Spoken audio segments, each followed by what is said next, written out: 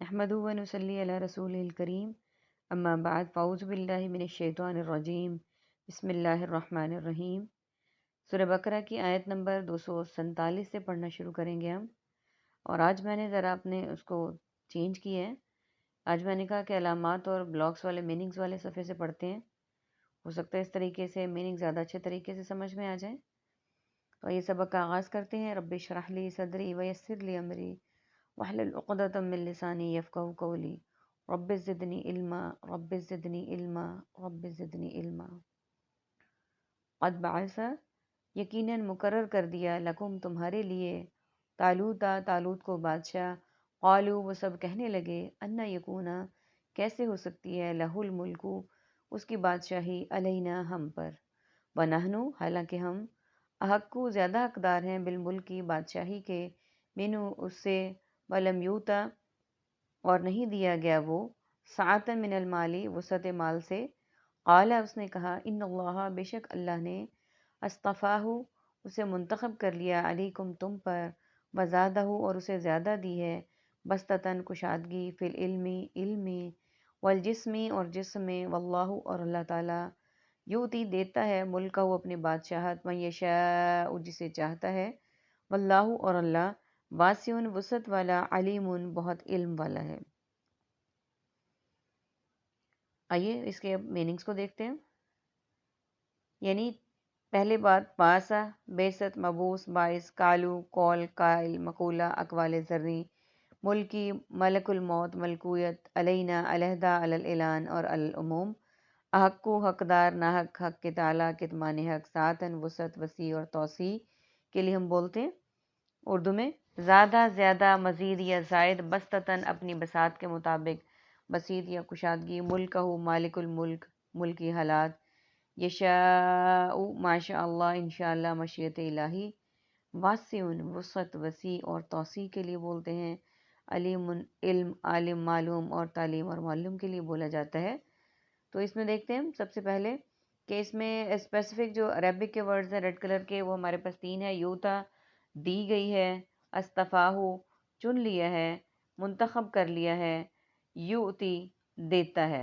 अच्छा अब इस आयत में ये कहा गया है कि तहकीक मुकर्रर कर दिया तुम्हारे लिए तालूत को बादशाह। यानी हमने पिछली आयत में ये पढ़ा था कि कौम ने ये कहा कि अल्लाह ताला हम पर एक ऐसा बादशाह भेज दे जिसकी निगरानी में हम जंग कर सकें। अब अल्लाह ताला ने उनके लिए तालूत को बादशाह बना दिया, भेज दिया। बासा मबूस करना, भेज देना। तो वो कहने लगी, कौम ये कहने लगी कि ये कैसे हो सकता है, ये इस पे हमारे पे बादशाह कैसे हो सकता है, इसकी बादशाही हमारे पर कैसे हो सकती है। क्योंकि वो तालूत को इस लिहाज से तालूत उस कबीले से बादशाह बना था जिस कबीले से पहले बादशाह उनके लिए नहीं आते थे।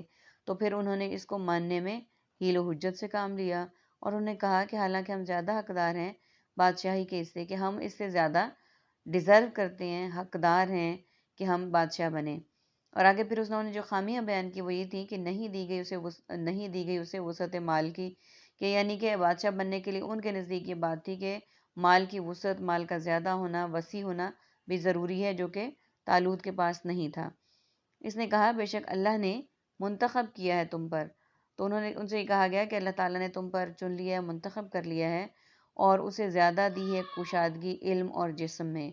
यानी तालूत को अल्लाह ताला ने इल्म वाफिर दिया, जहानत दी और जंग के लिए ये बात जिस चीज़ की ज़्यादा ज़रूरत है वो कुशादगी इल्म है, यानी इल्म की ज़्यादती है जिसकी बिना पर वो अपने फ़ैसले कर सकें, जिसकी बिना पर वो हिकमत अमली से अपनी फ़ौज को मुत्तहिद कर सकें और जिस्म का ताकतवर होना, जिस्म का स्ट्रॉन्ग होना, जिस्म का इतना इस तरह का होना कि मुकाबला कर सके। और आगे अल्लाह ताला देता है अपनी बादशाह जिसे चाहता है।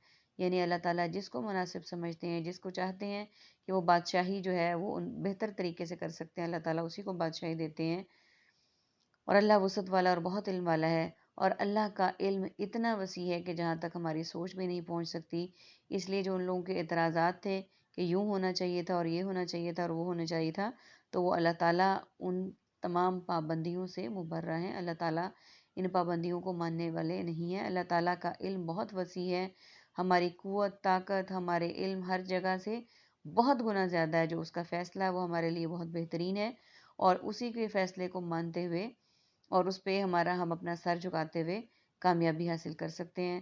اللہ تعالیٰ سے دعا کرتے ہیں کہ ہمیں بھی اللہ تعالیٰ اپنے فیصلوں پہ سر جھکانے والا، فیصلوں پہ سر تسلیم خم کرنے والا اور فیصلوں کو خندہ پیشانی سے ماننے والا بنائے۔ آمین۔